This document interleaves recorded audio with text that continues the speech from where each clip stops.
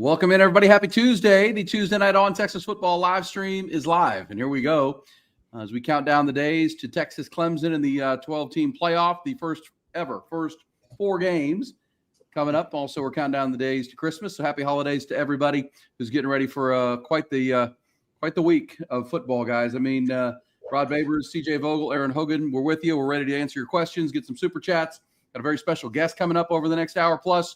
Kade Phillips, the 5-star cornerback, part of that #1 Texas recruiting class coming up. He's going to join us to talk some college football and why he chose the Longhorns. He's out of Missouri City, Texas, and one of the top cover corners. So you, Rod, you guys will bond over DBU, right? I mean, no doubt. Yeah. I'm looking forward to talking to him. I can't wait. Can't wait to hear that conversation and be a part of it. But that'll be fun. We're also getting you ready for Texas and Clemson. The transfer portal is in full effect. Obviously, CJ not getting a lot of sleep over there. His phone is blowing up all the time as we get this thing going. And, boy, what a weekend, guys. I mean, you got, for the first time ever, the confluence of the Texas High School Football Championship weekend with a couple of Austin area schools against some Dallas area schools. You've got NFL on Saturday. And, of course, the first ever, first 4 games of the 12-team playoff with a Friday night game in Notre Dame and, triple header on Saturday. Doesn't get much better if you're a football fan, guys. Yeah, whatever you need, right? You can kind of pick what type of football you want to watch and, what championship level football that you want to participate in or be a spectator of. But there's no doubt history will be made in a lot of different ways this weekend. So at DKR, first playoff game, I'll make sure I'm there. But I think a lot of Longhorn fans got the same attitude that, it's history in the making. Hopefully Longhorns come ready to play and get a win. There's no doubt, man. First time you're playing a playoff game in December in DKR. That's wild. Yeah, it's crazy. We actually spoke with Todd Dodge today, the legendary high school coach. Yeah. And I was telling him, we were just talking about, at 3:00 in the afternoon, he's going to have his alma mater, Texas, playing Clemson with his former quarterback, Cade Klubnik, leading Clemson against Michael Taft and Ethan Burke and Colton Bosick. Meanwhile, his son Riley will be coaching South Lake Carroll against Vandergrift from here in Austin, right at the same time. That's where he's going to be. And then, Quinn Ewers, of course, they had the classic state championship final a few years ago. And then that night, where he was before, Westlake will play for a state championship against North Crowley. What a spinning turn that's going to be. But we'll talk about all that. Cade Klubnik against Quinn Ewers, part 2, and all this game that's coming. But it's going to be a lot of fun as we get this thing ready to go and locked in. CJ, let's start with the latest on the transfer portal. I mean, it's chaos, as we know, and it's happening faster than we can keep up with it. What's the very latest that you can tell our viewers here tonight about the portal, where it's at, and what you're hearing? Yeah, Georgia Tech wide receiver Eric Singleton Jr. was on campus today for his visit with the Longhorns. Of course, he's been to Ole Miss. He's been to Miami. He has a top 5, also consisting of Auburn and LSU. Yet, he's on campus in Austin right now. He was at the Longhorns practice this afternoon. The Longhorns, again, kind of moving towards a week of practicing and kicking off practice at 3 p.m. to get ready for that game on Saturday, whether it be with the lighting, with the stadium, whatnot. But Singleton was at practice today. He will wrap up his visit to Texas tomorrow morning as well. I actually put up a note just now on TexasFootball.com. Sounds like the visit's going pretty well. Some confidence exuded from the Texas side in regards to Singleton. I know that there's also another big-time wide receiver name that just entered the portal as well. That's Zachariah Branch out of USC. This is one that we've been monitoring for a little over a week now. Now you officially see him and his brother enter the transfer portal. Of course, it's very easy to make kind of those comparisons, draw some similarities to that of Tyreek Hill and some movements there with his quick burst, some of that short movement, acceleration that he possesses. Listen, I do think it'll be a package deal with Zion Branch, the safety, and Zachariah. So what does that mean for Texas? Do you take both? Do you just run the risk of recruiting one? I don't know at the moment. I do know with Eric Singleton on campus right now, that's kind of where Texas is focused. Of course, we'll see where Zach Branch sets up his first couple of visits. But that would be one that I think Texas would have interest in. Would it be more so to supplant the priority of Eric Singleton? That I don't know either. I would lean towards Singleton being the guy for Texas out of this portal class. Well, and Rod, Sark likes to have that 10, 200-meter guy on his team all the time, whether it's Xavier Worthy. This year, Isaiah Bond, when healthy, is that guy, and that's what Singleton would be. And the fact that he's at practice, kind of watching, getting around this vibe and this team, and as they're getting ready for the 12-team playoff. I mean, you go to Ole Miss, they're not doing that. I mean, they're not practicing for a 12-team playoff game. What's your from what you've seen from Singleton? What's your read on him? No, dynamic. I mean, I think he would fit right into Sark's offense, really compatible with Sark's offense because he's a big play wide receiver. And wide receivers love Sark's offense. It's a wide receiver friendly offense, right? Gives you a lot of yak opportunities, really creative schemes, receivers open really well. He always recruits big time quarterbacks. So you're always going to have a really high profile, elite level quarterback to play with. That's something that's attractive to all the receivers in addition to the system that he has. So, yeah, I mean, if you're a young wide receiver and now you're starting to look at the pipeline that Texas is starting to develop, hopefully with some NFL wide receivers going to hitting the league year after year. If that is indeed the case, I mean, if you're a wide receiver, why wouldn't you want to come play in Sark's offense? So that's why it's so easy for him to recruit high-level wide receiver talent from high school and through the transfer portal. That won't ever change. I think that'll be something that'll become synonymous with Sark. Wide receivers and QBs. He'll keep. I think he'll be able to stockpile those. Unlike most universities, I think he can kind of do it in a unique way. There you go. There's the stats right there, Matthew, throwing those up there. Over 1,400 yards the last couple of years, and this is a run heavy offense at Georgia Tech, obviously. And you see this year with 21 carries. So whether that's end arounds, speed sweeps, little quick screens that go as rushing yards, those are all a staple of this offense. And Singleton on campus. And CJ, talk about your thoughts on Singleton and how what the priority level of him is in this for this coaching staff, but also what the receiver room will look like in 2025, regardless. I mean, where is this thing as far as we know who's not going to be here. I think we know, but what does the wide receiver room look like right now for next year with likely Arch Manning taking the reins? Yeah, I mean, having seen what Arch is really good at Texas, you have to be pretty thrilled with the kind of perspective of what could be the wide receiver room next year, right? Ryan Wingo, big-time playability guy. DeAndre Moore, he's won a number of routes out of the slot, whether it be corners, whether it be slot fades. He can go deep. He can do all the dirty work in between as well. And then, again, think about what Singleton could do in this offense, right? 700 yards back-to-back seasons at Georgia Tech. That's not an offense, as you mentioned, Aaron, that's throwing the ball all over the yard. They've been working closer towards that with Haynes King as their quarterback. But again, it's not necessarily like, hey, let's go into a game running, throwing the ball 40 to 45, 50 times a game, right? Texas has done that a number of times already this season with multiple quarterbacks.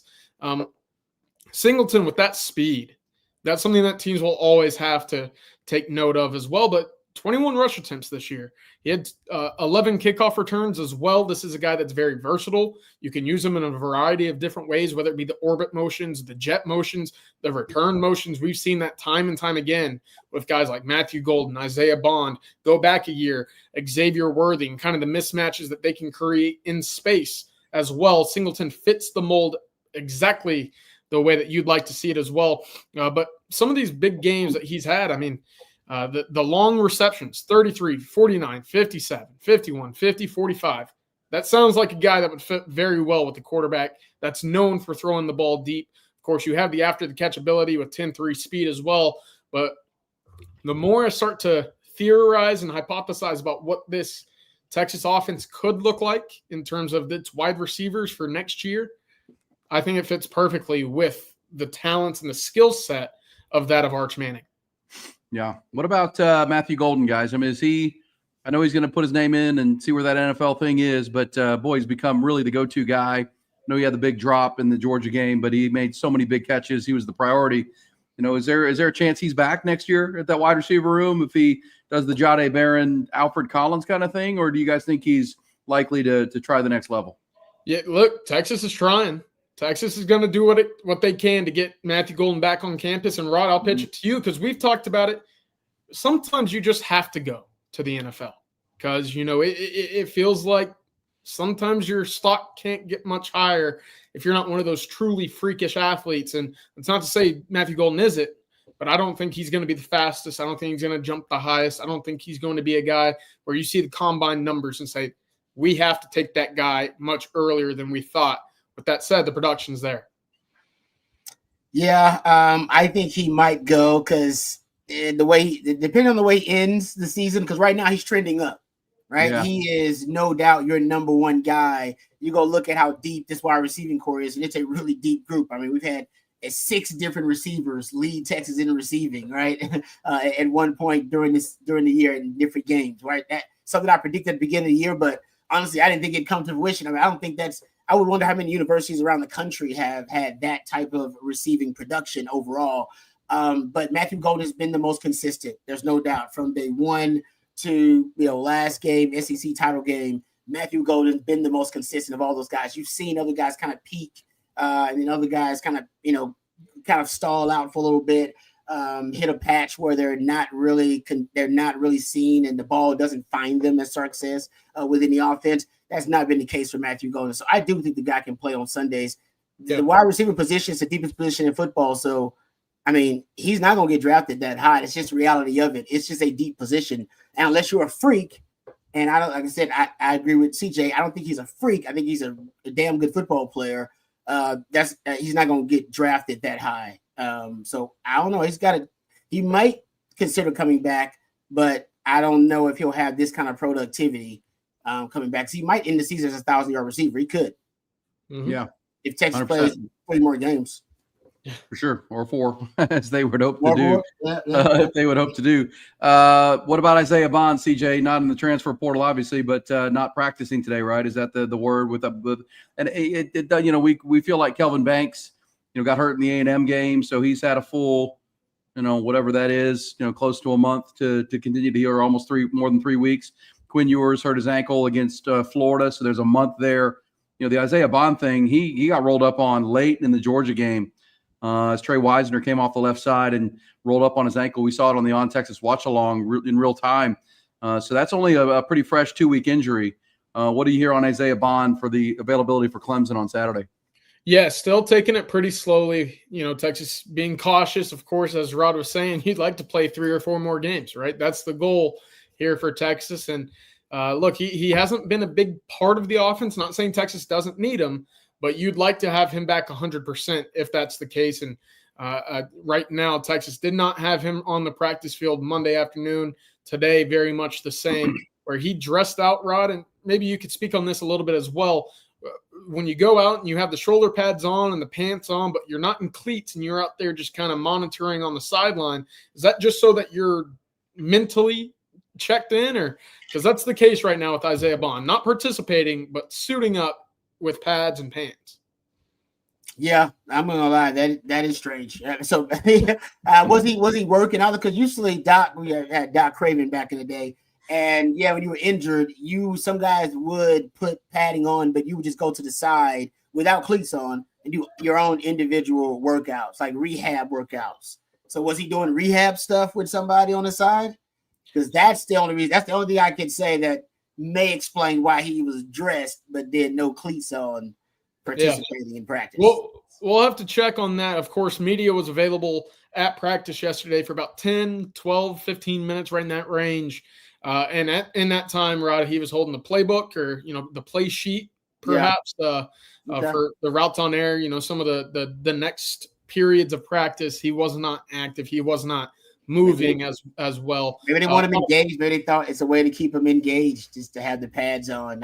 That's a great. I don't know. That's a great observation. Well, I think that's interesting. Yeah, I mean, because what we've all had ankles, I think, and what you don't want is to go out and turn it a little bit just in a practice game, right? But maybe they feel like he's projecting towards being healthy enough, so you want to make sure he's seeing the game plan, understanding the script, and those kind of things, and you hope he's ready to go, and you'll kind of like Kelvin Banks for the Georgia game, make a game time decision, see where he's at on Saturday as they go out and warm up. But Isaiah Bond would be huge.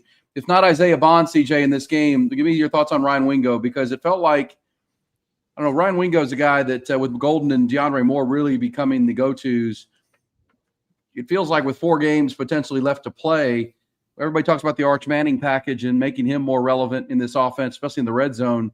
It feels like Ryan Moore could be more included in this offense or Ryan Wingo could be more involved here to create some explosive plays, even in the red zone. It feels like he's hit a freshman wall of some kind. Or what are you hearing about Ryan Wingo? Yeah, I mean, it feels like those touches have kind of come back down to earth. The first 7 or 8 weeks of the season, I mean, he was a walking 35-yard gain every time he touched the football. And, you've kind of seen that as the second half of the season has come and gone. Teams are adjusting for number 5, right? No longer is he a surprise when he's on the field. The end around both against Georgia the first time when it went for 8-12 and against Michigan when it went for 50. I mean, those were plays where I don't think teams were necessarily ready for 5. The back half of the season, they certainly are. They're noticing where 5 is, both as a deep threat, both in the run game. When he goes in motion, Texas normally is throwing him the ball. Rod, I don't know if you have the numbers for him specifically, but the routes to motion with Wingo feels like it's more of a hit rate than maybe some of the other receivers on the team.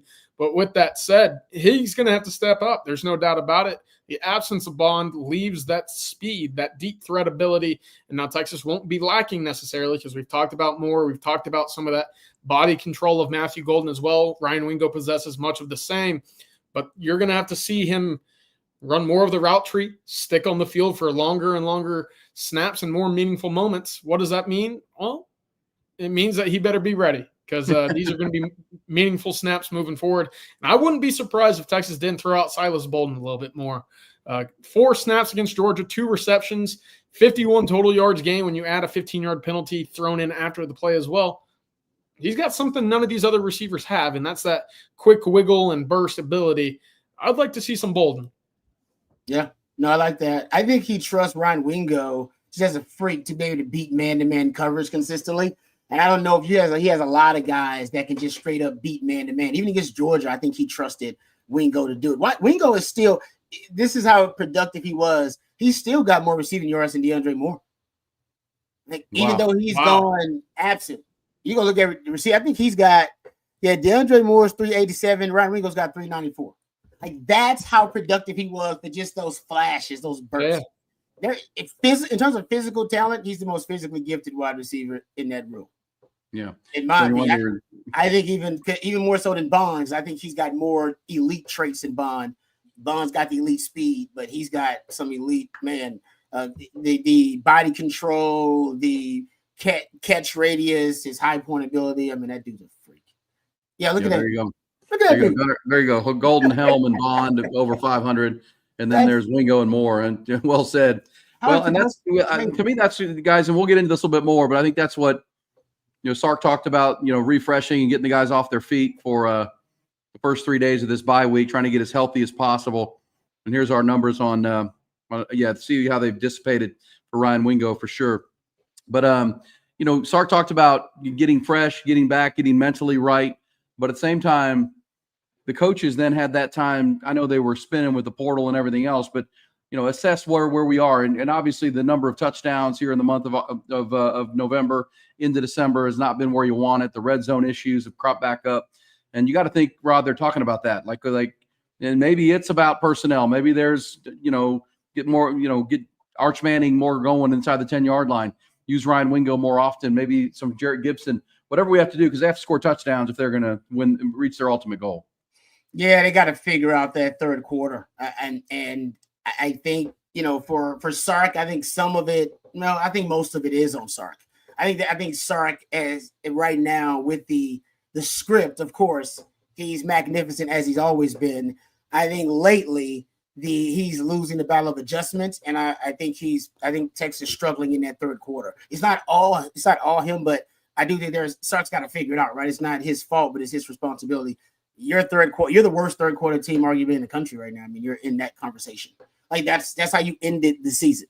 Being outscored 31-3 in the third quarter of the last 4 games. Now, it didn't cost you but one of those games because you're such a great team, but now the margin for error shrinks considerably because you're going up against great teams.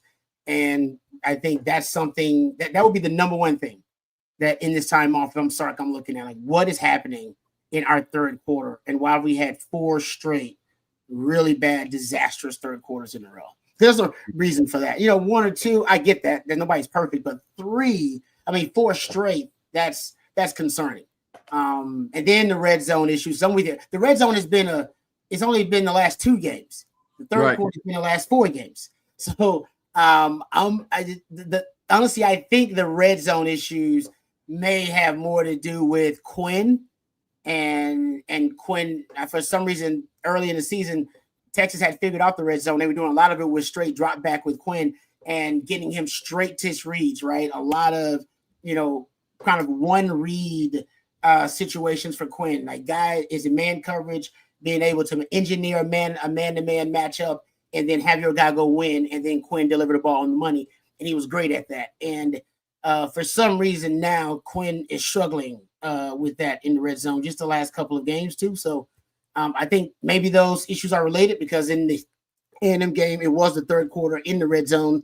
And against Georgia, not a lot was working in the second half period, including the running game. So I would go third quarter, biggest issue you got to fix, then red zone, then run game, because I think the run game is just a Georgia issue. That's just Georgia. They know how to stunt your run game. They know how to stop it. Red zone may be related to Quinn. Third quarter, that's a Sark issue, in my opinion, that he's got to fix, because that's multifaceted. That's a multifactorial issue. It ain't just one thing forcing you to have disastrous third quarters. All right, we'll get back to some transfer portal conversations. We'll certainly talk about Clemson and the issues they present as you watch them on film, Rod and Matt and CJ, of what we're looking at here. But Rod, tell them as we get closer to Christmas, it's right around the corner. It's a week from tomorrow, the big day. How about Carrot Concierge for, and if you're thinking that last minute gift for a daughter, a wife, a girlfriend, whatever it might be, the Carrot Concierge might be your perfect solution with 8 days to go, or 7 as of tomorrow. Yeah, no doubt about it. Yeah, count it down, but don't waste time, gentlemen. Make sure you get that perfect gift for that perfect person in your life, and you still got a lot of time to do it. If you reach out to thecarrotconcierge.com, if you're looking for the right gift for the woman in your life, make sure to check out thecarrotconcierge.com.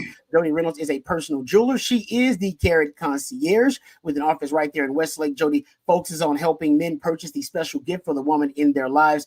You can use the QR code, which will pop up on your screen here momentarily, or visit her on Instagram or her website, thecarrotconcierge.com. There's the QR code. Jody prides herself in providing personal service. She takes the extra steps to make sure that your lady gets exactly what she wants. And because she doesn't have the overhead of a storefront, she often can get the highest quality inventory at the lowest possible prices, as much as 30% less than what you see at a jewelry store. So if you're looking for something special for birthdays, anniversaries, but of course the holiday season coming up, the gift giving season right around the corner here, Jody has a variety of tennis bracelets, rings, necklaces, and more, all beautiful jewelry, all personalized for you and yours. Check out thecarrotconcierge.com or visit our website, or give her a call, text, and she'll take care of you so you can take care of that very special person in your life. So thank you very much to thecarrotconcierge.com.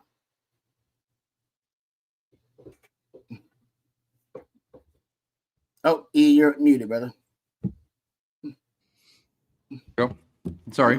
Double back, CJ, and yeah, great gift idea for that last minute gift. CJ, double back to the portal, because we were talking about, we went into Isaiah Baum, which led to the Wingo conversation and some of the Longhorn issues. But what else in the portal? I mean, I know they had the kid Max Clare, the tight end from Purdue. It feels like you just saw Matthew put up the receiving stats. Gunnar Helms had a great year, but he's gone. Max Clare has to feel like one of the more important portal priorities for Texas. Am I wrong about that? No, you're absolutely right. And that's kind of become more of those NIL recruitments, if you will, right? He took the trip to Texas last week. He was the only one of the 4 that did not commit on the trip. Of course, when you add in Cole Brevard, Jack Bomeister, Brad Spence, Texas went 75% on first visits, and they did well last week. But, to your point, Max Clare also went to Texas A&M, took a trip there, now at Louisville, where his high school coach is now on the staff with the Cardinals. That might be the tie that, might be tough to beat, because, of course, upon entering the portal, it was Louisville that, kind of received some of those immediate predictions, those crystal balls. So that'll be a tough team to beat as well. And then, of course, there's Oregon. And who knows what Oregon's looking for? Who knows how Oregon's going to attack the transfer portal? I think by this point, anytime Texas fans, or really college football fans in general, hear the name Oregon in a portal recruitment, they're thinking, oh, boy, here we go. Can't wait to see how this one goes. But of course, we'll see how that visit at Louisville wraps up as well. And then the other one we got to talk about is Lee Hunter, the Central Florida defensive lineman. He was expected in Austin tomorrow and Thursday. He made the trip today to Texas Tech, where a lot of momentum, a lot of predictions have come out to say that Texas Tech and the Red Raiders are going to land Lee Hunter. And that would be the first blow for Texas in the transfer portal. Lee Hunter, a really talented defensive lineman, can play over the nose, can play the 3, can spin out to a 5. Versatile guy, very disruptive, lives in the backfield essentially at UCF. So if he does end up at Texas Tech, Texas will have to continue their defensive line search elsewhere. And it's worth mentioning, hey, Texas Tech's doing a hell of a job so far. I know Texas fans maybe don't want to hear that, but you go look at what they've been able to do with Zambrano, the offensive lineman, and the number 1 offensive lineman in the portal so far, adding him. If they're able to land Hunter as well, that's a heck of a haul already. So we'll see if they're able to get that one across the line. Otherwise, Texas back in business later this week. Okay, so we keep an eye on Max Clare. If not, guys, give me your thoughts on the tight end room moving forward. I mean, again, Gunnar Helms, the second leading receiver on this team on the heels of Jatavion Sanders and what he meant. What is the depth chart? Let's play it. If Max Clare were to come, obviously, and join Texas, that would be a difference. But if he doesn't, where are you at the tight end position? You're young. I think there's no other way to say it. You're young and you're pretty inexperienced. And, in the portal era, that I don't know if that's where you want to be. And we've heard Sarkisian talk about the tight end spot time and time again and its importance to this offense, right? I believe we're up to 850 snaps on the season for Gunnar Helm.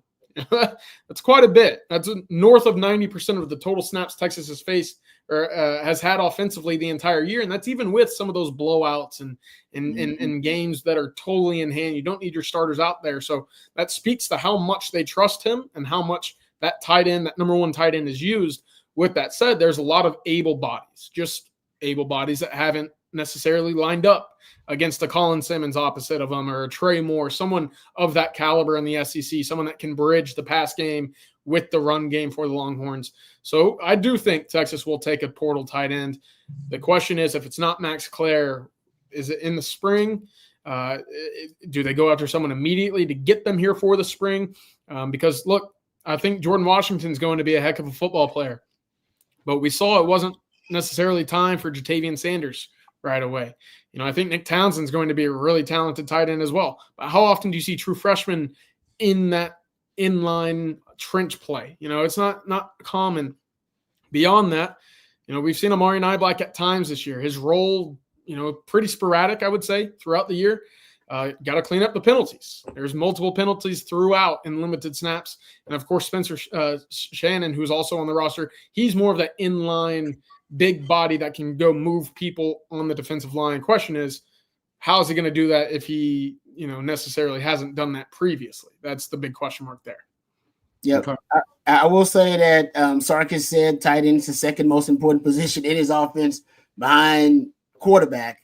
So if that is indeed true, I'm sure he's going to prioritize it in the transfer portal, because I'm with CJ. I like the tight ends they have. I think the future of the tight end position is really bright for Texas. But yeah, you need a short-term solution, because the guys who previously, you're talking about JT Sanders and Gunnar Helm, who really have probably brought the tight end position back from being an endangered species on the 40 acres, pretty much is what it had become over the last decade or so. Those guys were experienced and veteran guys. They had been in the system a little while. Amari Niblack's probably the only guy who's kind of been in the system. Jordan Washington just got here, even though he's really talented. So I think that if you can bring in somebody to kind of, bridge the gap this season, next season, I should say, I think the future, though, and honestly, it might be sooner than we think, because the freshman class they got coming in at tight ends, who knows if, one of those guys is going to be a high achiever early on, because I think they might need it. They might give one of those young guys a shot if they don't bring in someone else via the transfer portal they trust. And I would say the tight ends they brought in via the transfer portal, I mean, they haven't really worked out. Not how they expected. Not how they. Yeah. That's well said. Because the number you gave, CJ, is revealing, I think, because Sark has talked about this year they haven't used the 6-0 line package as much. as last year because they trust Gunnar Helm so much, right? He's a really good blocker. But Rod, this is the the football formation and theorist guy. I mean, he allows you to disguise things, right? You can do both. You can run and pass when Gunner's on the field. When you're 6-0 line, they're going to play for the run mostly. And obviously, if you have a passing tight end like Amari Niblack on the field, you're kind of read and pass. Gunnar Helm is that rare tight end that allows you to do both. That you can run, you can throw, you can do a lot of different things. That those tight end screens have been devastating to opposing defenses with Gunnar, and that's the perfect guy that you're looking for that can play 85, 90 snaps, the percent of your snaps. Yeah, and Sark plays 12. I mean, he's going to play one back, two tight ends, 35, 40% of the time. I mean, that's just the reality of it. He loves playing 12 personnel this year, actually probably more than he's played it any other season, even though last year he had Helm and he had JT Samuels. So I know Jeff Banks has been a rough season for him as a special teams coordinator, even though his special teams have been amazing the first 3 years under Sark, and this year they've been a little inconsistent. The tight end position, though, we got to give him credit. We don't give him enough credit. Tight ends, coach. Tight ends are balling. Tight ends are doing really well. So I want to know, if you don't have a Gunnar Helm, what happens to 12 personnel? And how does the offense evolve? Do they go to more pony package in 21? Do you bring back the Big 11, Big 12 package to 6? That might be it. Yeah, maybe it's more pony. I'm always about more pony. Yeah. I would always love more pony. That's interesting. Yeah, 100%. All right, I want to get into some Clemson conversation coming up, more on certainly your super chats here on the On Texas Football Tuesday night live stream. Rob, tell them about Duck Camp and the great people there. I was actually right over by their headquarters here in Austin just recently. Beautiful spot here right downtown and east of Austin. Duck Camp blowing up, and more great Christmas gifts, right? As a matter of fact, we're going to be doing a remote at Duck Camp coming up later on this week. So talk about that office, and I didn't even know about where the office was. I'm looking forward to their being out there at Duck Camp as well. But also I want to thank Duck Camp because they are the official sponsor of this week's shows during our college football preview, talking about the Clemson Tigers and how the Longhorns are going to pull off the win over Clemson this upcoming weekend. And our friends at Duck Camp, they are sponsoring all of our weekly coverage on all of our live shows. So we really appreciate them. Duck Camp produces premium outdoor goods for the outdoor spirit in each and every one of us. Duck Camp is dedicated to providing the best outdoor goods so you can outdoor good, whether you're an avid hunter or you're an avid fisherman, or you like me and you prefer to hang out around the campsite and the camaraderie of the campfire. Duck Camp is a great brand that understands the culture of outdoor living and the good times and good friends that come along with living an outdoor lifestyle. Check out their new fall selection. Go to duckcamp.com. I can vouch personally, folks. I think I got like 4 or 5 Duck Camp shirts now. I wear them out. My wife's like, man, all you wear is Duck Camp now. So I got to order some more Duck Camp stuff. Wifey tried to steal some other Duck Camp gear because it's so comfortable. The fabric is fantastic. It's high quality material. So check it out for yourself. They have a color really close to burnt orange. It can't be burnt orange because Texas will send them a cease and desist, but it's as close as you can get to burnt orange. So trust me, it's good enough. It passes. Everybody thinks I'm wearing Texas gear when I wear it, but it's actually Duck Camp. So duckcamp.com. Love it. All right, great stuff right there, Rod. And let me ask you all about Clemson. Rod, let me start with you on this because you played defensive back. How much can, or if at all, is this just me like being radio media guy? How much can Michael Taft and Jade and Andrew Makuba help the coaching staff with Clemson and kind of tendencies and personnel and kind of that espionage kind of thing? How important is that? I mean, Cade Klubnik is Michael Taft's best buddy. Andrew Makuba played in that program 3 years. How much do you think the coaching staff's kind of leaning on those guys a little bit to get some intel to build the game plan? I mean, it could. Yeah, I mean, it depends, all right, how many of the pieces that when Makuba were there are still in place. And what coordinators and coaches, technique. You still got to watch the film. Film's got to give you, 95% of your game plan, and what you build has to be from the film and study and the tendencies, and then all the different analytics now that you get in terms of the patterns and trends that you get from teams. But I do think you can gain some knowledge. I don't know how applicable it all will be. But the more knowledge, the more information, the better. So I would bring Andrew Makuba and sit him down and like, hey man, let's chop it up. Let's watch it. Tell me what you know. Watch a little film. Tell me what you know about the team, what they do. You practice against all these guys.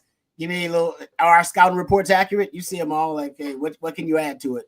I would. I mean, it's worth it. Why not? You got the time to do it too. And yeah, of course, if you have Taft who says he's best friends with Kade Klubnik, the psychological element, how do you get into his head? They know Kade Klubnik. You got three guys on that Texas team that probably know Kade Klubnik and are really close to him. I would find out what you can know about him. I mean, the scheme is the scheme. You already know that watching the film. But psychologically, what kind of football character are you dealing with? What kind of football personality? That's important to know, especially when there will be talk between the lines. I don't know if you're going to call it trash talk. I don't know what Taft's going to call it because it's a friend.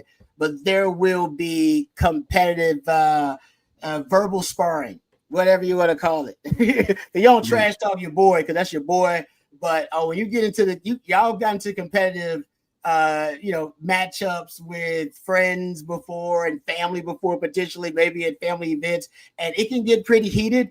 It will imagine that times 10, and that's basically what you're gonna be dealing with. Yeah, those guys. That's what Todd Dodge told us today. He said it'll be chippy. Yeah, exactly. Right. It'll be chippy. Yeah. Because it's like some of the most competitive battles you'll ever have, CJ, with your brothers. They're brothers, and so it's gonna be be real. And by the way, Kade's telling them. Kade's like, man, Taft, I know how to get him. I'm telling you, man. We go to double move on him because we do this every time he bites. He was biting on it in high school. He still bites on it. Like, Kade's going to do the same thing with all those guys. He's got the scout report on him. He went against him in practice. So I don't know which one gives either the advantage. I'm sure there'll be a little bit of that. CJ, your thoughts on because you were there with Michael this week and Andrew Makuba, the emotions of coming back and now facing his former guys where he was for 3 years, and his appreciation for Dabo. I mean, and hearing Todd Dodge today talk about those two guys, Michael Taft and Kade Klubnik, of just how close they were. I mean, they were pretty much, according to the coach, inseparable during COVID. They just kind of lived with each other for the most part because the families were very close. And, those guys know each other like brothers would. I mean, that's a really cool element to this game. I don't know how much it'll play into the outcome of the game, but it's going to be fun to watch the chess match between kind of the captain of the back end for Texas against the quarterback. Yeah, it's funny hearing, Taft talk about Kade as a brother, as someone that he basically lived with, to your point. And then the next sentence is, but I can't wait to hit him. I can't wait to lay him out on the sideline if I see him. And, that's kind of the Westlake way, right? That competitiveness going against one another. Obviously, you love each other when you're on the same line of scrimmage, when you're, wearing the same jersey and whatnot. But the minute that you're on opposite sides of the ball, you want to knock each other out. And they went at it pretty well in practice back at Westlake. And fortunately, when you compare the Westlake-Southlake game, well, it's Quinn Ewers now who has Ethan Burke and Colton Vosick and Michael Taft on his side, whereas it was flipped in the first game. So, but no, Taft talked very intently on, the competitive nature of Kade Klubnik, his athletic ability, just how much this game will mean to him. But also, hey, Taft's an Austin boy through and through. He passed up scholarships to come play for Texas. He said multiple times Monday, his goal is to win a national championship, and it doesn't matter who's on the other side of the ball for him. He's going to play hard. He's going to look to lay the wood. It just so happens to be on his good friend, Kade Klubnik from high school. Yeah. No, I love all the storylines. Coach Shipley mentioned another one, too, because he was just talking about the motivation of what Dabo would say. And he said, everybody talks about Dabo, anti-transfer portal, anti-NIL. But he said, no, Dabo's smart, man. Dabo's going to spin it into, listen, guys, they love the transfer portal over there. They love NIL. But, hey, man, we don't look to the transfer portal because we're not trying to replace you guys. We brought you here because we thought you were Clemson material. We still do. We always will. All right. You're our guys. You always will be our guys. We don't look to replace guys around here. We look to improve. Guys get better. We coach guys up. All right. And then, so it looked with the Zach Swanson thing coming out. There's a reputation that Texas has now. It's like, hey, man, Texas basically, they're playing the game and they are better. They're as good at it or better at it than everybody else now. Transfer portal, NIL. That's why CJ was talking about if you lose, now Texas fans get hurt when they lose a recruiting battle in the transfer portal now, right? They take it personal. It's like, well, because we're Texas. It's like, well, everybody's gonna lose a recruiting battle too. It's okay, but that's the reputation they have. The reputation that Dabo has is that he's anti-transfer portal and anti-NIL, and he's gonna spin that and use that to motivate his guys going up against Texas, the Texas which is now the NIL capital of major college sports. Right? That they can get the best players via the transfer portal and recruiting. He's gonna use it. He's gonna use it, and that's another storyline too. It's kind of an underlying one that is talked about, but it is kind of a changing of the guard. But Dabo will tell you, ain't nothing changed. Ain't nothing changed. That's what he's gonna say. Well, and I will tell folks this out there watching who have kids playing youth sports and growing up. The Michael Taft story is such a good one. Todd Dodge informed us this morning that Michael Taft was on the B team in 7th and 8th grade and 9th grade. He was on the sophomore team as a sophomore. He did not play varsity football until he was a junior, and then won the MVP of the state championship game back-to-back years. So, let your kids develop how they're going to develop. But Michael Taft is a great example of, they're not all going to be 5-star kids by their junior year. They're going to keep coming. And he said Michael Taft's the toughest kid he's ever been around because he's going to bet on himself every time. Even if you put him on the B team, he's not going to get mad about it. He's just going to play well on the B team. That's just how that's going to go. And he's known him since he was in middle school. So, and Cade Klubnik the same way. You couldn't be more complimentary of a guy. The thing he said about Cade Klubnik was when Cade, the more accolades he received because he was a starter from his sophomore year on, the more humble he got, and the more he led it to his teammates, and that's a cool storyline to this game that those two guys and those Westlake kids are going head to head in Austin, Texas, on a historic weekend like this with the first ever college football playoff game. But what else, guys, impresses you about Clemson? I want to get into a little bit of that. We'll talk about the Tigers. I mean, their record's 10-3. They played SMU. I mean, SMU got off to a terrible start, and by the end, it felt like that second half, SMU was the better team. It was one of those, if we're 5 more minutes in the game, SMU probably wins it. They lost to Georgia. They lost to Louisville. But it's a Dabo team. CJ, let me ask you this first, and then, Rod, I want your film study on Clemson. What have you seen on Clemson? Who do they remind you of in the SEC that Texas played offensively? Is it, Arkansas maybe? I mean, is it who do they remind you of the style of play that they play with? Yeah, that's an interesting question. Arkansas maybe. I don't know if they have an Andrew Armstrong, but their running back film off a pretty solid. Look, I look at really the strength of their team in my eyes is that front seven, right? Peter Woods up front. You start looking at some of their edge rushers, they can get after you. And then the 2 linebackers, right? Headlined by Barrett Carter over there, Sammy Brown, really talented linebackers. And again, a Dabo Swinney, Clemson defense is always going to have an opportunistic approach, right? That's always kind of been their case. They have 25 turnovers forced this year. They're right around 3 sacks per game as well. They can get after you. And that's kind of where Texas has, legitimately fumbled, right? Mm-hmm. For lack of better words, they've turned the ball over in very inopportune times, and that's come back to bite them. Of course, against Georgia, you've seen it against Texas A&M that let the Aggies stick around in that game. For Clemson specifically, Texas has to take care of the rock. They got to start running the ball and having success there, because the more that you can wear down that front seven, the easier you'll have if you're Quinn Ewers being able to sit back there with a clean pocket and deliver strikes as we've seen so far this year. But really, I think that's going to be the tail of the game. Limit the edge rush, keep the run game flowing, and don't let those linebackers get a full head of steam at the quarterback. All right. Very special guest is going to join us here in a quick moment right here on the On Texas Football Tuesday Night Livestream. Do want to tell you real quick about our friend and Texas alum Mark Saunders and his team at Allstate right here in Central Texas. He's 35 years, an Allstate agent here in Central Texas. If you're looking for someone to make sure when you go to sleep every night, everything is protected and you feel really good about your home, your car, your boat, motorcycles, RVs, ATVs, whatever you're needing to be insured, Texas Allstate agent Mark Saunders is the go-to every time. Austin, Round Rock area based, 35 years. He's a Longhorn alum and loves his Longhorns. So when it comes to protecting all your stuff, make sure it's all protected and you're in good hands. With more than 3.5 decades of experience, you will be with Texas alum Mark Saunders. Once again, 512-218-8571. Give him a call tomorrow. He'll get you a quote into the new year on all of those things. You can save you some money, but more importantly, you just want to know everything is protected to its highest level wherever you live throughout the great state, throughout the country. It's Texas alum Mark Saunders, 512-218-8571, and his Allstate team there in Round Rock, Central Texas, right here on the On Texas Football live stream. CJ, I'll let you handle this, and introduce our 5-star guest who's joining us right now here on a Tuesday night.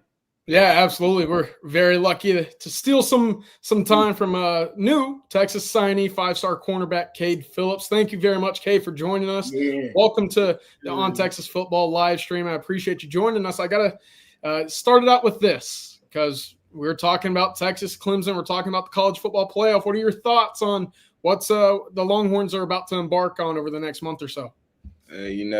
Hopefully this Saturday, we can get the job done. You feel me? Then go on and on to the national championship. Hopefully, just get the job done. Hey, Kade, I had a personal interaction with you when you had to be, I don't know, maybe like 15, 16, something like that. You went to a camp in San Antonio, and I was a guest coach there. And I remember, and I kept telling the story about you. I remember you because not only could you cover, we was doing one-on-one drills, all right? And you was one of our best players down there, and we marked it down. But you kept skipping the line because you were trying to get that work in. You remember that? Yes, you got to. You got to take the reps at the yes. And we had to stop the drill, y'all. We had to stop the drill and say, listen, all right, don't let nobody take your reps from you. Don't let nobody skip the line. But behind the scenes, Kade, me and all the coaches said, man, I respect that young buck. Because he's out there trying to take them reps. He's trying to get better. He ain't got no fear in him. He always trying to get better. So I've been a fan ever since, and I'm glad you with DBU. Congratulations, man. Congratulations. Yes, sir. All right, now let me ask you this, because what did Texas tell you? What's their vision for you? How they gonna use you? All right, because you play corner, you can play safety, you can play any position in the secondary. They got guys moving around you. They Barron play some nickel, play some corner. How did they tell you they want to use you?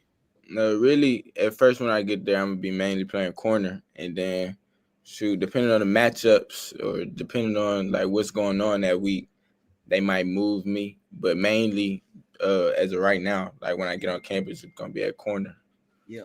So. I mean, staying on that, we've seen, obviously, just a week ago, Jahdae Barron lifts the Thorpe Award.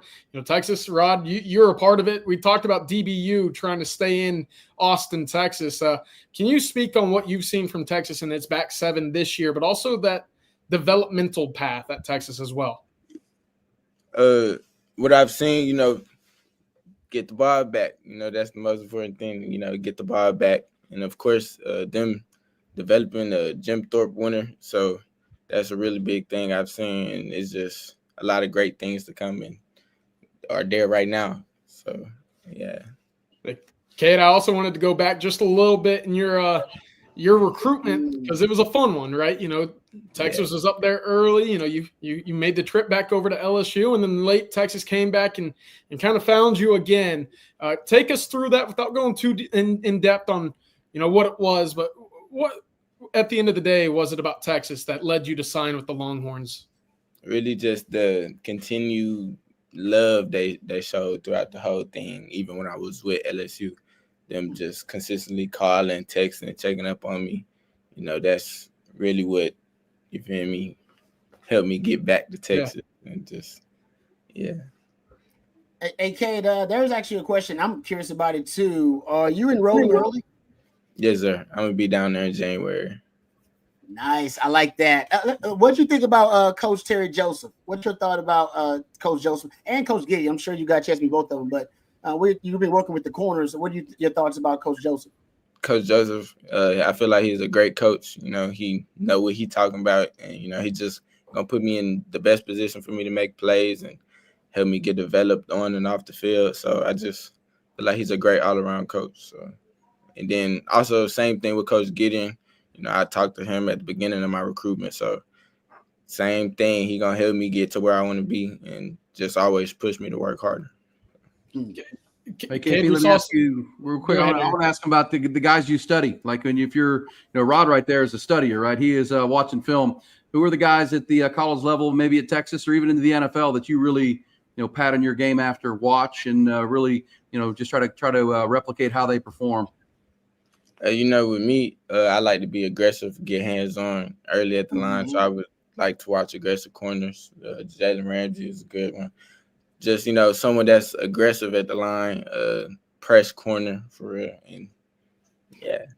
Oh, that's a good question, because I think Texas want to play more press. They don't play a lot of press now. Have they told you they want to play more press? Because you seem like that's the strength of your game. Yeah, they've told me they want to, you feel me, have people that could be able to do both. So if I'm at the line, I could press, I could play off, I could do whatever, really. I know it's kind of the culture as a cornerback to be a little bit of a jar. You talk when you're on the field, Kade? When I need to be, you feel me? Yeah. But usually I got to get to that point first. I remember him talking at the camp, so maybe I remember you talking even then. Yeah, that was like a few years ago. So I would say he still got that mouthpiece. Hey, let me ask you this: you play in H-Town, a lot of dogs, man, a lot of big time players. Who's the best player you played up against? Not just in H-Town, you play in all these different camps and stuff too. You travel, go to different camps, high level player. Who you played up against that you thought was a really good player, impressive player? I would say the receiver from Ridge Point, number 4, Dane Jones. He gave me some good work during the Ridge Point game. We ended up losing, but I feel like it was great work going against him during the game. I like that. Hey, Kade, let me ask you where your confidence comes from, because I hear Rod talking about when you're 15 or 16 and you're skipping reps and stealing reps from people because you want to work at it. That tells me you're a confident young guy. Where does that come from? Your ability to be your mentals to be confident in how your ability to cover people. Just you got to go out there and believe you're the best, really. So you go out there, feel like you could beat anybody out there, even if you lose. Just go up, go back again, and go again and play again. Yeah. All right. Trust me. I know that kind of confidence, man. You don't remember the bad ones. I don't even know what y'all talking about. I didn't get beat. I always remember why I got beat. I was like, oh, it was just my footwork was off. Oh man, my hips was turned wrong. Trust me, if I had my technique right, I'd have been on top of that. It's always a reason, no doubt. Let me ask you this real quick. Do you have any, because I know you're a young man, so I don't know how long you've been a fan of Texas. Do you have any recollection of DBU? People talk about DBU at Texas and like the history of it. Do you have any appreciation or recollection of it? If you don't, it's all good. Because you're part of the group that can bring it back. It's all good. They're bringing it back right now. Bring it back. Yeah. But my dad, for sure, he's always been the biggest Texas fan. Okay. So he got to talk to him about all that. But me, bring it back. You feel me? Yeah, Kade's dad can tell you all about Rod and Q Jam and all those guys, right? I mean, all the DBU, Michael Huff, all the DBU guys, that's for sure. No doubt about that. Hey, when you talk to the guys, I mean, obviously this group right now is the number 1 pass defense in the country. The brotherhood in the back end with Jade and Taff and Makuba, Manny Muhammad. But there's some young bucks coming too. Do you feel like when you've talked to them on your visits and when your commitment that you're going to extend that and they're going to hand the baton to you?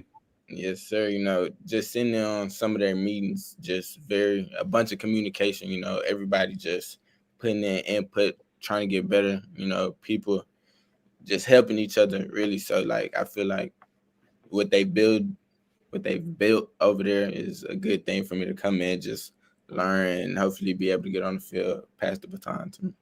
Yeah, absolutely. Kade, I got one last for you. Thanks again for joining us this evening, but I wanted to shout you out a little bit. You got a 3rd place finish this spring in the long jump at Allstate. Pretty significant there. Real quick, where's the athleticism come from? Is that mom? Is that dad? Where are you getting this ability to, wow everybody with your physical abilities? A little bit of both, but I feel like more of my dad. He give me a little bit, Shout out to mom, though. She give me some of that too, but more of my dad's side. Yeah, no doubt. That's good stuff, man. Hey, thanks for joining us, Kade. We appreciate you, man. No doubt. And can't wait to have you be a part of DBU, brother. Looking forward to it. Can't wait to get down there. Awesome. Thank you very much, Kade. Yes, sir. 5-star cornerback signee joining the Texas Longhorns this upcoming semester. That's a big one right there. That was a big win for the Longhorns late in the cycle this year. So Texas, Rod, to your point, trying to continue that DBU success with that ball rolling again after Jade Barron winning the Thorpe. shout out to Anthony Williams, who is father of lifetime Longhorn Aaron Williams, who does the showcase camps, because he invited me to be a guest coach, and that's why I got a chance to coach the young man. And he was all, even then, I remember we were talking to the guys. I was like, I think we were pointing out the guys who could play at the next level. Basically, that was we basically go over like, hey, because they had numbers already. Be like, hey, number what is? Yeah, he's a player. This guy's a player. And Kade was at the top of the list. Like, oh, that guy, he's gonna play at the next level. It was pretty high. They had a few guys. I imagine probably because I followed some of them, via social media. And they followed me back. They had like three or four guys that I recognize who actually got scholarship offers, but I don't know if any of them have been highly ranked as Kade. I mean, he's a 5-star. So, hey, I want both of you guys to speak on what he said there at the end about the communication. And I mean, watching this secondary that was, the year before with all the rotations, and it was kind of the Achilles heel of the defense. I mean, this year when you've got Taff and Makuba and Jade, the 5-1-2 guys, that the chemistry is so much there. And Manny Muhammad's there, Jalen Gilbo. I mean, and you talk about this, Rod, all the time, handing that back down, right? Here's the level. Boy, it feels like if what KP just said, and Kobe Black and Jelani McDonald, I mean, as if they pass that down, these guys are longer, more athletic, and arguably more talented than even the guys there now. That's exciting for Longhorn fans, because these guys that are setting the bar are doing it with communication, with technique, with just being in the right place. They don't blow coverages almost ever. If you pass that down, this can be scary good in the back end in the next 3-4 years. Yeah, that's why. I mean, I was talking to Bobby about this. That's why the secondary is really special, because I believe that's still the number one pass defense. That doesn't happen a lot, by the way. To have the number one pass defense in Texas, we've had some great pass defenses, but to be the number one in the country, and it arguably is the greatest turnaround for a secondary in college football history, at least in modern history, because we haven't had a team go from 112, something like that last year in pass defense, and now they're number one. We have not seen a turnaround that drastic in the last 25 years, but they're not the most athletic Texas secondary. Like, I can think of like 3 secondaries that just had more athleticism overall, just freak athletes. I don't even know if they have the best coverage specialists either. They don't play a lot of man. They don't play a lot of just straight up man. They don't play a lot of press man. We were just talking to Kade about that. So they don't play a lot of press man. They don't play a ton of man.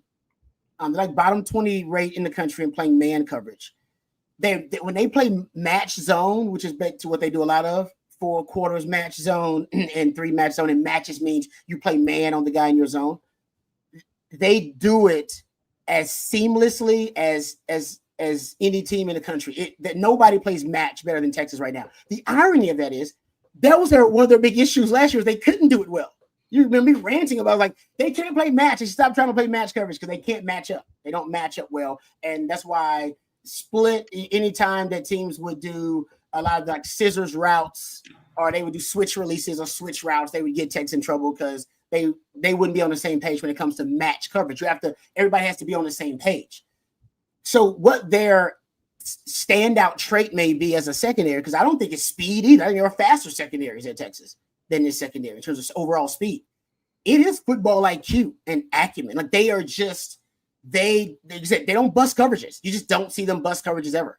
And to play match coverage in such an immaculate way that they do it, everybody's got to be on the same page. Everybody's got to be hive-minded. Everybody's got to be playing since you're on the string in the secondary, and they do it now.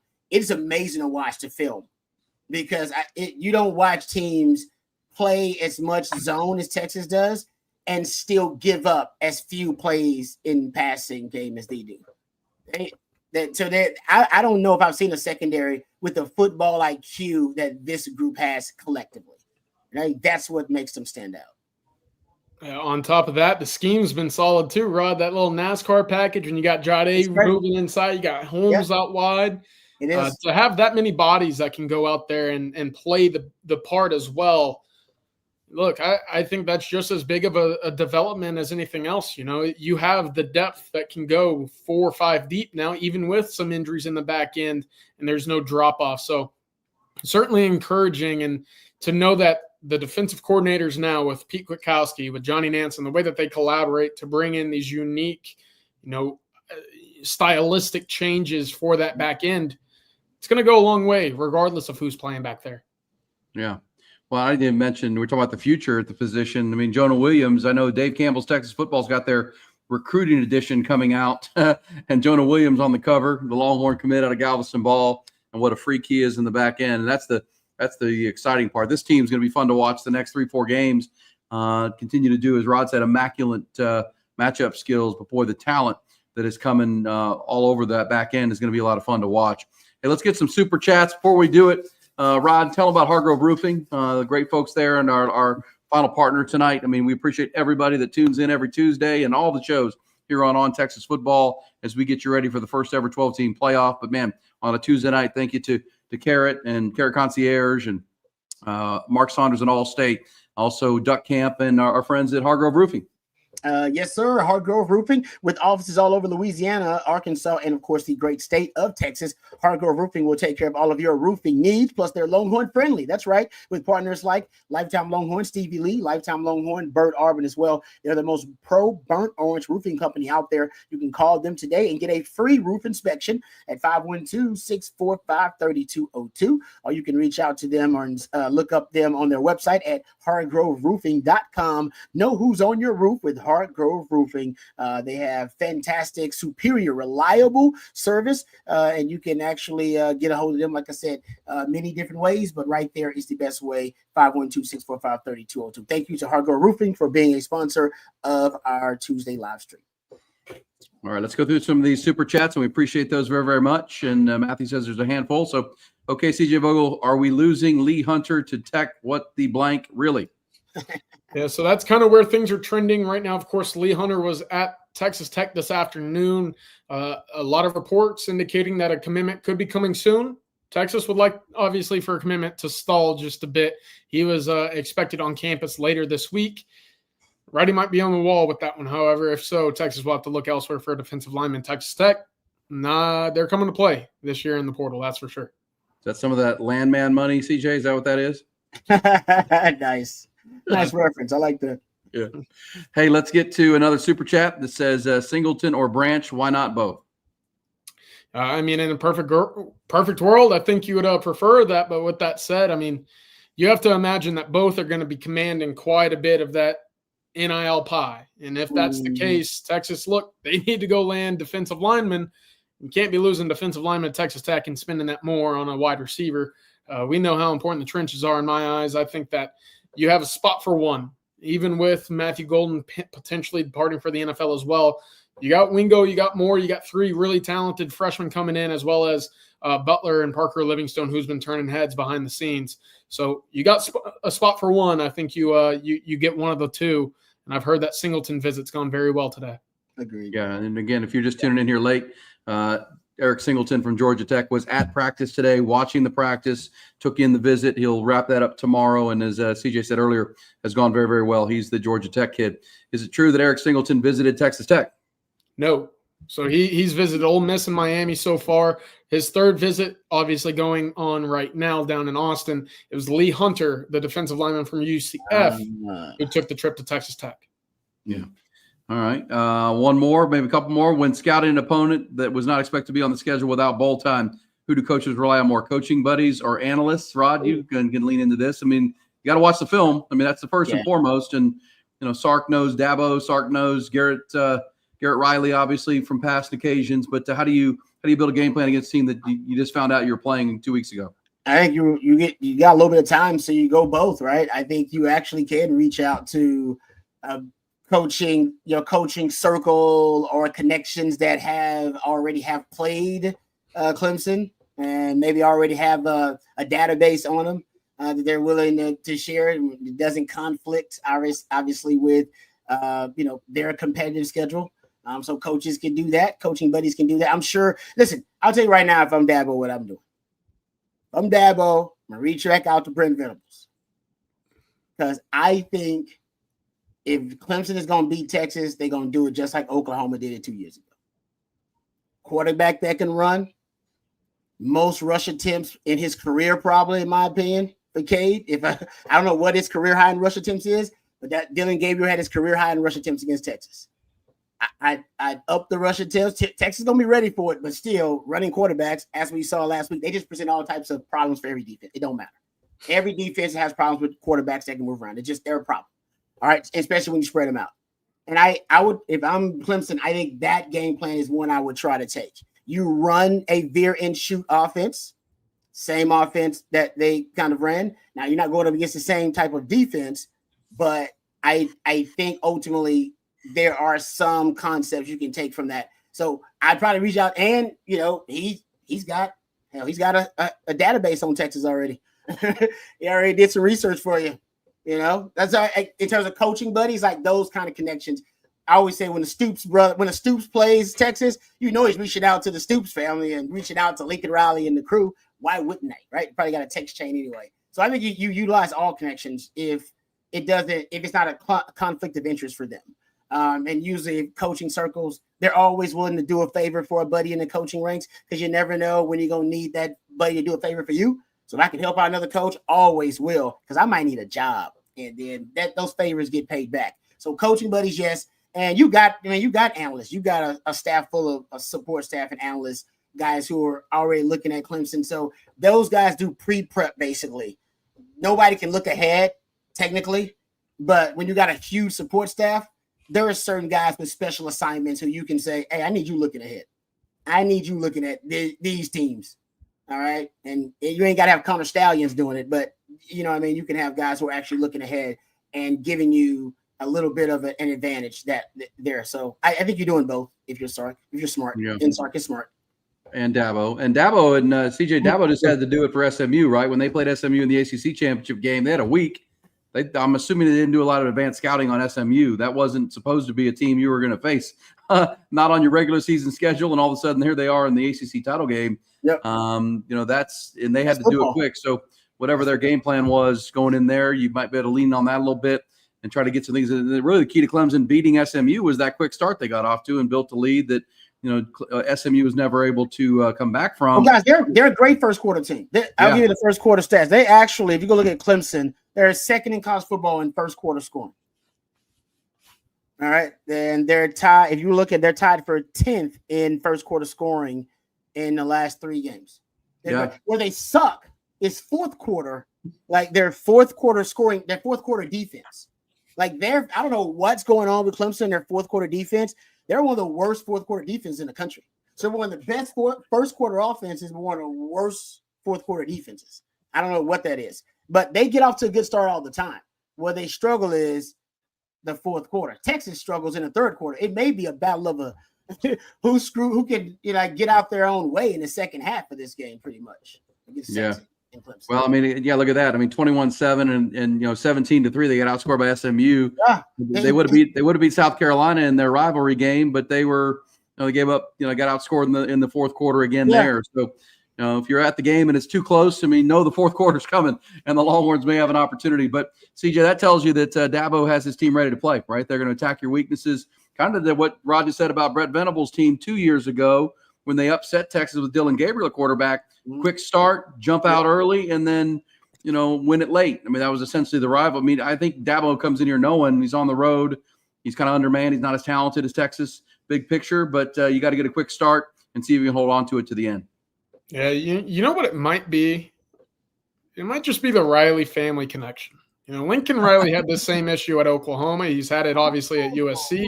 The opening script, tremendous.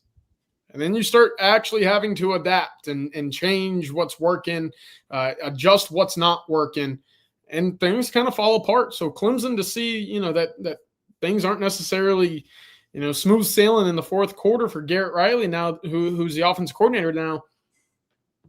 I think I don't think that's too surprising, having seen what kind of been the Achilles heel for Lincoln Riley recently. All right.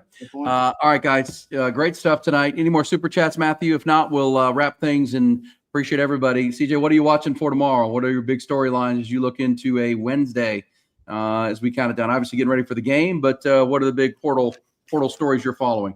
Yeah, I guess the big one obviously is, will Eric Singleton leave Texas uncommitted, right? That visit will wrap up tomorrow. And the other one is, do you see a big human hop on a plane from Lubbock and end up in Austin? And that would be Lee Hunter, right? If not, that should give you an indication of where that one's going to end up. But the scheduled report was that he would be in Austin Wednesday, Thursday. We'll see if that's the case.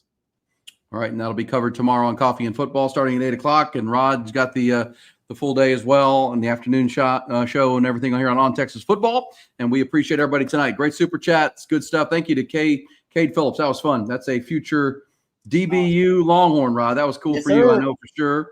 And haven't seen him as a young guy. That was awesome. Thanks to everybody. Longhorns now counting down the days. One day closer. The 8th home game for the Longhorns in the historic first ever college football playoff game coming your way, 3 o'clock on Saturday. Part of a, I don't even know what to call the weekend that's about to happen with the 4 days of state championship football, the 12-team playoff, the NFL, and Christmas around the corner. It's a feast. It's a football feast. Football gasm. Yeah, there you go. Football gasm. We'll all enjoy because it's pretty darn cool, and we look forward to it. All right, we'll see you tomorrow, 8 o'clock, and thank you to Matthew. Thanks to you guys, and Merry Christmas to everybody. Hook 'em.